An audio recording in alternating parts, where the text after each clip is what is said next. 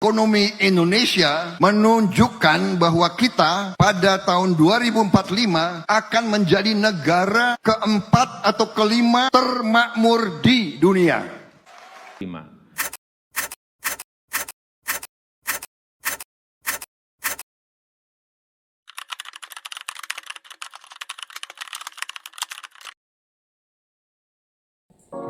Assalamualaikum warahmatullahi wabarakatuh. Halo sobat semuanya, selamat datang di podcast kali ini yang membahas isu menarik terkait dengan ekonomi, pembangunan, dan masa depan Indonesia. Saya Salsabila Melia Rizka, senang sekali rasanya bisa menemani sobat semuanya pada episode kali ini ya. Nah, kalau kita berbicara tentang masa depan Indonesia nih, tentu kita semua tidak asing lagi kan dengan visi Indonesia Emas tahun 2045, sebuah cita-cita besar agar Indonesia itu menjadi negara maju tepat di usia 100 tahun kemerdekaan Indonesia. Namun di tengah tantangan ekonomi global, perkembangan teknologi, hingga dinamika geopolitik, muncul pertanyaan, apakah Indonesia benar-benar siap menuju Indonesia Emas tahun 2045? Nah, untuk membahas lebih dalam, hari ini telah hadir bersama kita narasumber yang merupakan penggiat di bidang ekonomi, yakni Kak Hariri. Selamat datang Kak Hariri. Terima kasih sudah meluangkan waktu untuk hadir pada podcast kali ini. Ya, terima kasih. Gimana sih kabarnya Kak Hariri? Alhamdulillah, baik. Alhamdulillah, semoga selalu sehat dan tidak panjang di sekitar masyarakat. Ya, amin. Baik, langsung saja kita langsung ke diskusi kita kali ini. Nah, sebelum kita membahas lebih jauh nih mengenai strategi menuju Indonesia Emas tahun 2045, tentu kita perlu mengetahui terlebih dahulu kondisi ekonomi Indonesia saat ini sebagai gambaran awal gitu.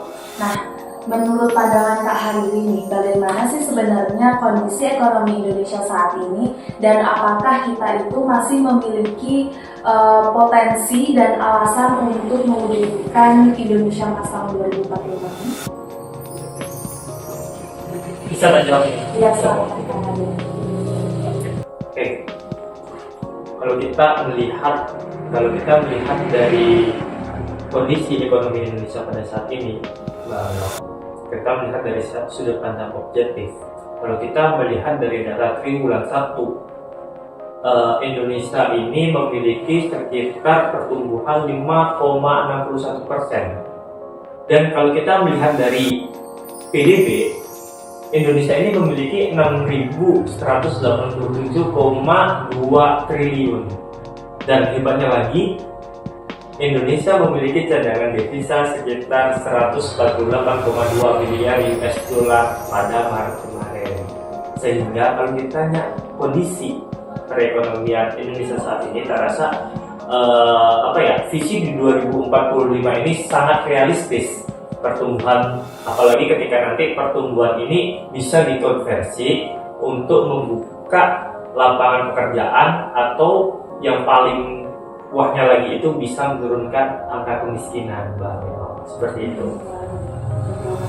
Ya, dan itu sebenarnya Indonesia masih memiliki potensi dan peluang untuk mewujudkan visi Indonesia Emas. Nah, kalau tadi kita sudah membahas terkait dengan kondisi ekonomi Indonesia, sekarang saya ingin membahas terkait dengan kekuatan yang dimiliki Indonesia nih di tengah tantangan global. Nah, menurut pandangan Kak Hariri sendiri nih, apa aja sih yang menjadi kekuatan utama ekonomi Indonesia dalam menghadapi berbagai tantangan global saat ini? Kekuatan utama ekonomi Indonesia. Ya, betul sekali.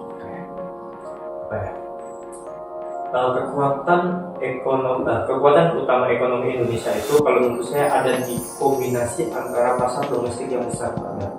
Yang pertama, terus yang kedua itu sumber Indonesia itu mempunyai sumber daya alam yang melimpah. Terus yang ketiga, Indonesia memiliki letak geografis yang strategis. Nah, kekuatan utama itu ada di tiga itu. Kenapa? Yang pertama ada di pasar domestik besar. Karena Indonesia ini memiliki sekitar 280 juta masyarakat, 280 juta jiwa, yang dimana 280 juta ini yang menyangga utama perekonomian yang ada di Indonesia. Terus yang kedua, kita mempunyai sumber daya alam yang luar biasa. Sumber daya alam kita itu besar. Dan kita juga tahu bahwasanya Indonesia itu sering mengirim barang-barang mentah, bahan-bahan mentah, tetapi tidak menutup kemungkinan ke depan bagaimana cara Indonesia ini mampu untuk mengikuti program hilirisasi. Karena kalau kita mengacu di data BPKM, investasi Indonesia sepanjang 2025 itu mencapai sekitar 1.931,2 T. Dan itu melampaui target,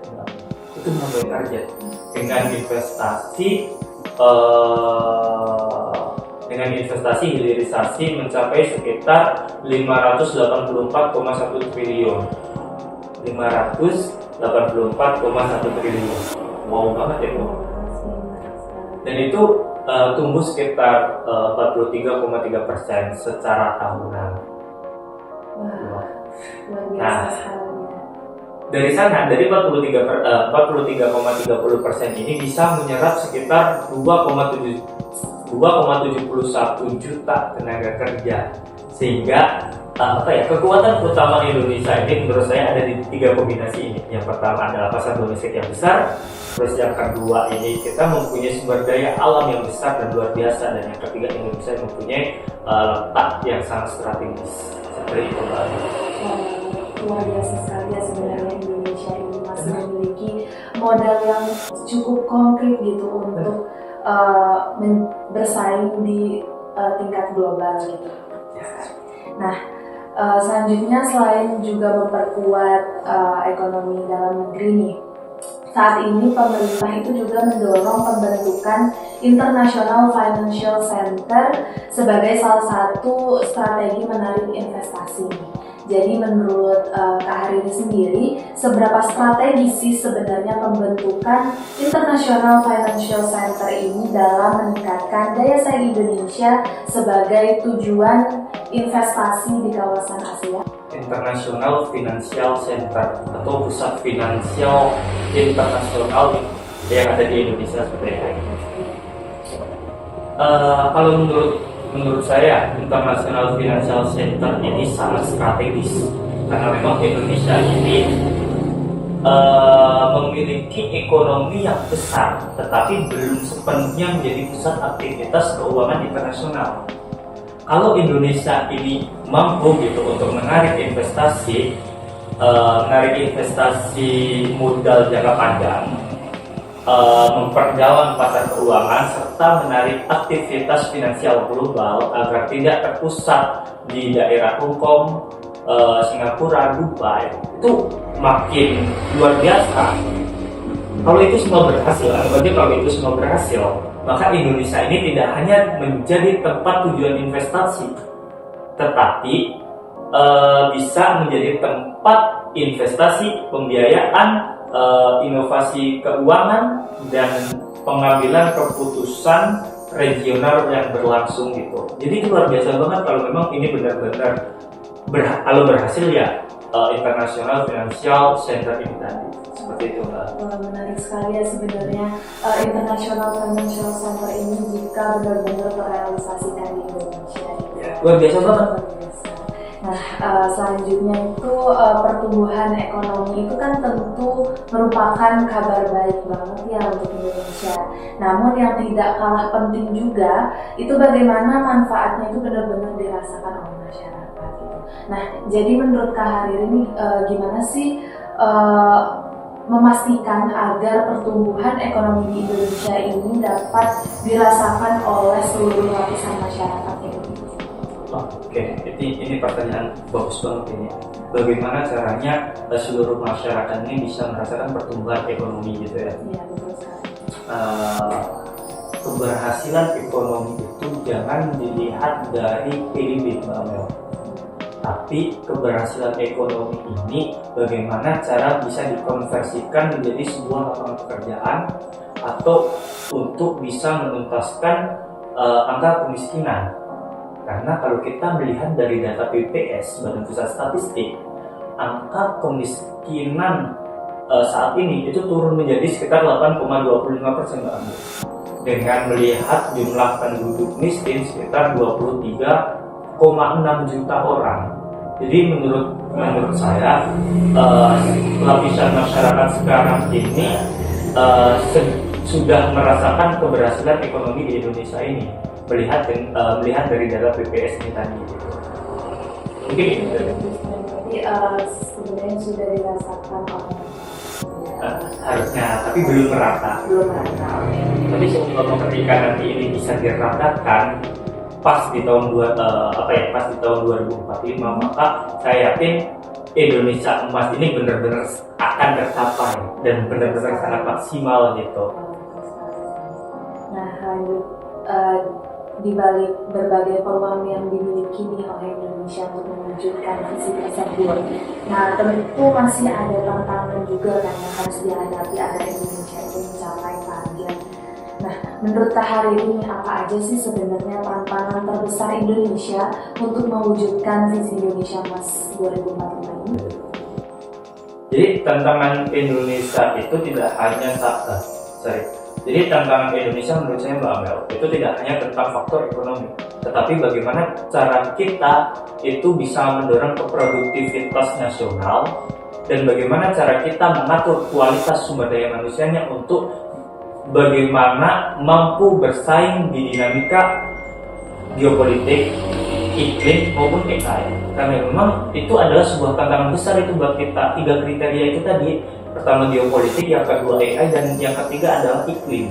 Ketika memang sumber daya manusia ini mampu untuk menjawab tantangan terbesar Indonesia untuk 3 ini tadi, untuk mencapai Indonesia emas, tak rasa itu lebih dari gampang. Karena memang fundamentalnya itu ada di sumber daya manusianya ini tadi, dan bagaimana keproduktivitas nasionalnya. Mungkin seperti itu, Mbak. Oke, baik. Berarti itu tantangan-tantangan tersebut itu masih jadi PR gitu kan untuk kita semua untuk menyelesaikan tantangan tersebut. Nah, tidak terasa ya kita sudah mencapai di penghujung diskusi. Mungkin sebagai penutup saya ingin meminta pandangan nih dari Kak Hariri. Nah, jika melihat arah kebijakan ekonomi yang sedang ditempuh pemerintah saat ini, seberapa optimis sih Kak Hariri jikalau Indonesia itu mampu mewujudkan visi Indonesia Emas 2045? Seberapa optimis itu, Mbak Amel ya? Kalau menurut saya benar-benar sangat optimis untuk mencapai Indonesia Emas di 2045. Karena kenapa? Untuk dari segi ekonomi kita sebenarnya mampu, karena Indonesia ini masih mempunyai cadangan devisa sekitar 148,2 miliar US dollar. Tidak hanya itu, Mbak Amel, seperti program-program pemerintah yang sudah mau dijalankan, salah satunya seperti International Financial Center ini tadi. Kalau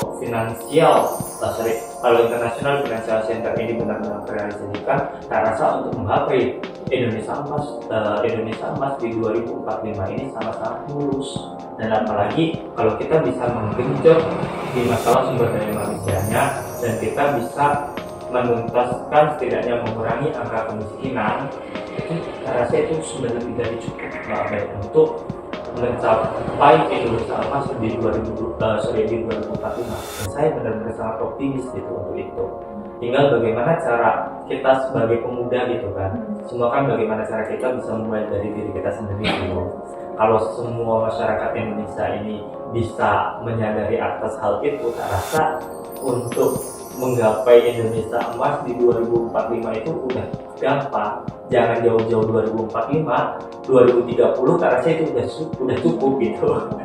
Kalau memang setiap masyarakat Indonesia itu memiliki kesadaran dan bisa menekankan di kualitas sumber daya manusianya, khususnya di tingkat masyarakat. Betul sekali. Wah, luar biasa sekali ya jawabannya.